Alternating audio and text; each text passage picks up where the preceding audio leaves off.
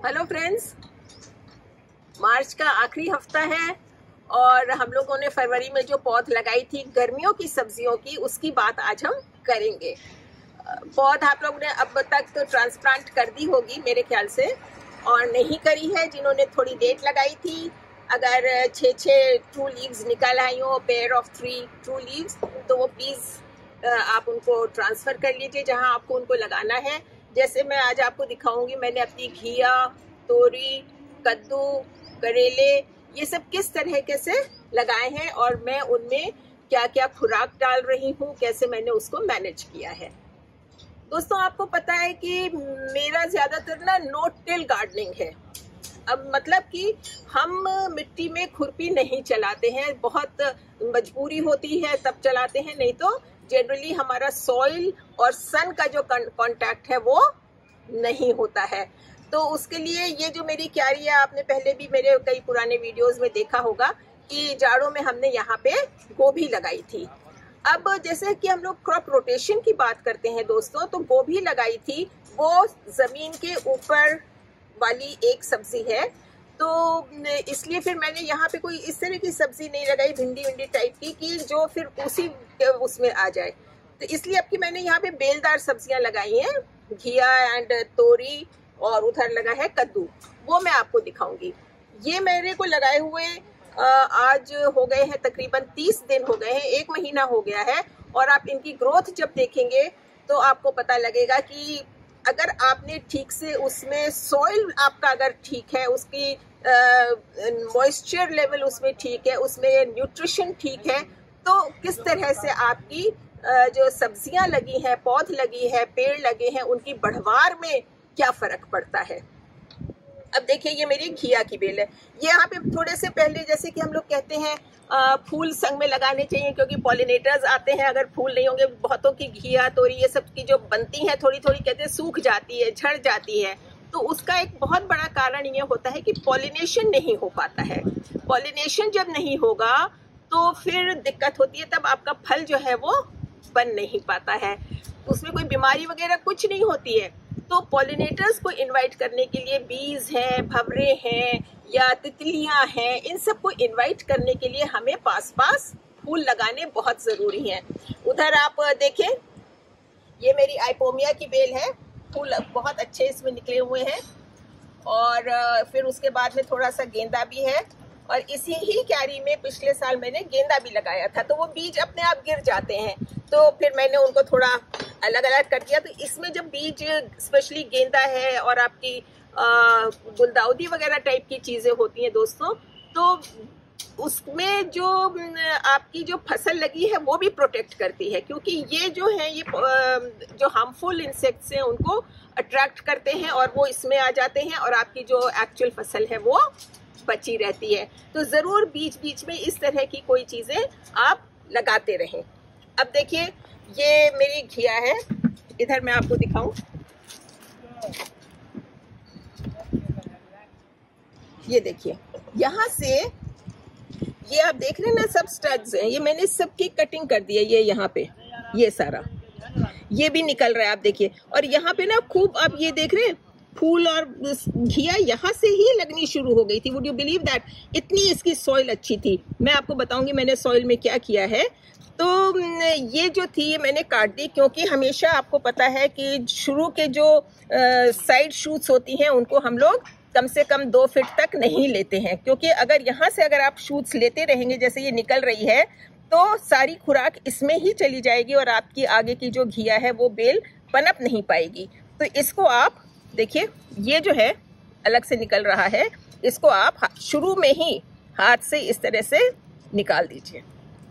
ये भी एक और निकल रहा है बिल्कुल जड़ के पास से, इसको भी हम यहाँ से निकाल देंगे। और ये जो आप सब देख रहे हैं, सब में यहाँ पे घिया लगी हुई थी जो मैंने निकाल दी।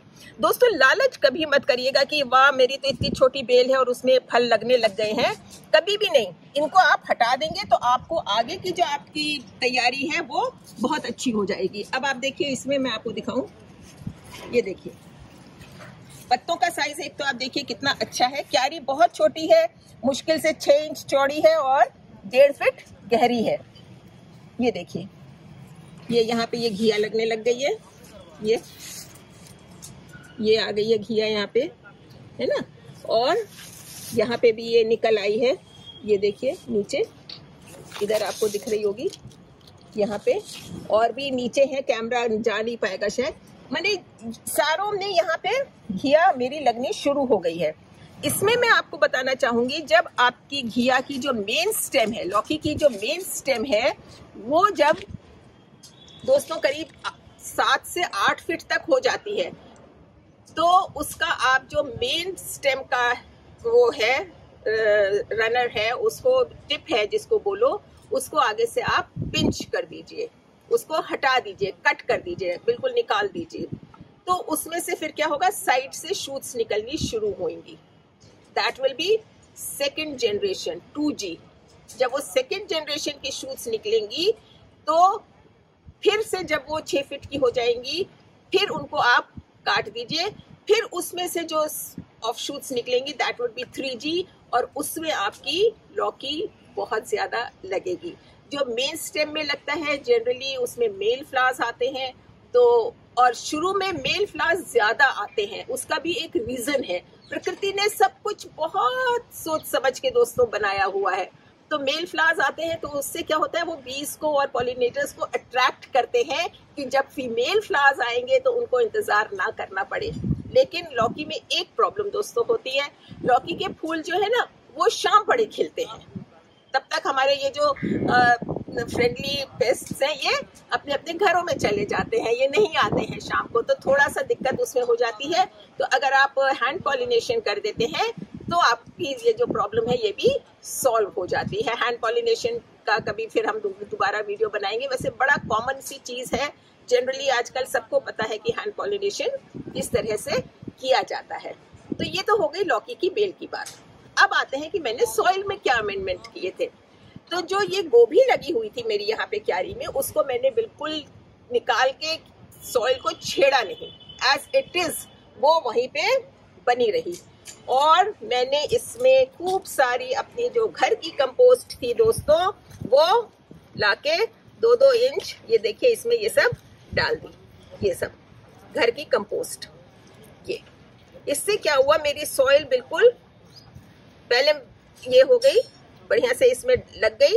और उससे पहले हाँ, मैंने गोबर की खाद डाली थी इसमें काफी सारी ऊपर से डाल के। उसके बाद मैंने इसको अपने घर की कंपोस्ट से मल्च किया, और उसके बाद ये जो लकड़ी के ट्विग्स वगैरह, ये जो भी मेरे गार्डन का हॉर्टिकल्चर वेस्ट निकलता है, उसको मैं इस पे डालती रहती हूँ और सॉइल को कवर करती रहती हूँ। तो जो नीचे सॉइल में आपकी माइक्रोबियल एक्टिविटी हो रही है, वो डिस्टर्ब नहीं होती है। उसके डिस्टर्ब नहीं होने से क्या है, आपका जो रूट फॉर्मेशन है वो उनसे खुराक पाता रहता है, वो उनसे हेल्प पाता रहता है, न्यूट्रिशन पाता रहता है, और वो एक इकोनॉमिक इको वो जनरेट करता है सिस्टम।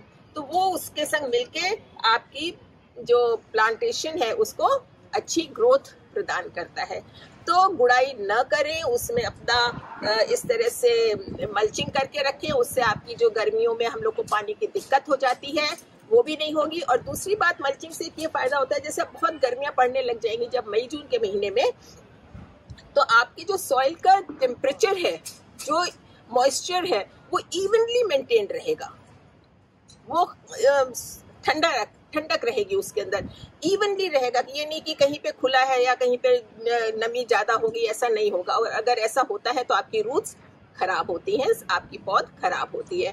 तो मल्च जरूर करिएगा, पहले कंपोस्ट से, या जो भी आपके घर में है, सूखी पत्तियां हैं आपके पास, इस तरह की लकड़ियां टूटी पड़ी हुई हैं, आपके गार्डन का जो भी वेस्ट निकल रहा है, उन सब से आप अपनी सॉइल को मल्च करते रहिएगा। इसी तरह से मैं आपको थोड़ा सा और दिखा देती हूँ कि इस तरह की सॉइल बनाने से आपके पौधों की ग्रोथ कैसी होती है और क्या फर्क पड़ता है उसमें। चलिए देखते हैं। ये देखिए, ये स्क्वैश है, लगा है, और इसमें भी मैंने वही किया है। और आप देखिए इसमें किस तरह से ये पूरा भर के, यहाँ पे कितनी अच्छी फ्लावरिंग, और अभी फल पकड़ा नहीं है लेकिन फूल बहुत अच्छे आ गए हैं, भर के आए हैं पूरे फूल। और पत्तियों की हेल्थ आप देखिए इसमें भी कितनी अच्छी हो रही है।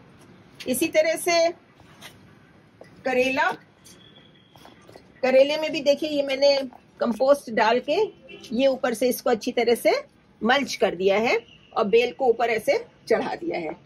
आप भी इस तरह से कर सकते हैं। और इसको करने से अगर आप फ्रेंड्स ओकेजनली इसमें जैसे मैं बताती हूँ इंसेक्टिसाइड पेस्टिसाइड की जरूरत नहीं पड़ती है अगर आप सफाई रखते हैं। लेकिन अगर आप घरेलू उपचार करते रहते हैं, जैसे कि आप सोडा का, मीठे सोडे का आप स्प्रे कर सकते हैं, इसमें आप मिर्च और लहसुन का स्प्रे कर सकते हैं, उसका डिकॉक्शन बना के और डाइल्यूट करके आप इसमें नीम ऑयल और सोप मिक्स करके उसका स्प्रे कर सकते हैं। तो आप रेगुलर इसको हर 10-15 दिन में एज ए प्रिवेंटिव करते रहेंगे तो आपके पौधों में कभी भी किसी भी किस्म की बीमारी की प्रॉब्लम आपको नहीं आएगी। और दूसरी, आपने एक बार तो इसको मल्च कर दिया मैन्योर देके, दूसरी इसमें खुराक देने की बहुत जरूरत है, क्योंकि गमलों में होने के कारण पौधों में जब हम पानी डालते हैं तो उनकी न्यूट्रिशन जो है पानी के संग थोड़ी सी निकलती है, डिप्लीट होती रहती है, तो उसको हमें ऐड ऑन करना ही पड़ता है ओकेजनली। तो हर 10 दिन में मैं, क्योंकि कंपोस्ट भी डली है, गोबर की खाद भी डली है, इतनी कोई जरूरत नहीं है, बट ईल्ड जैसे ये आप देख रहे हो बैगन ये लगे हैं काफी, मैंने इसमें से तोड़ लिए थे।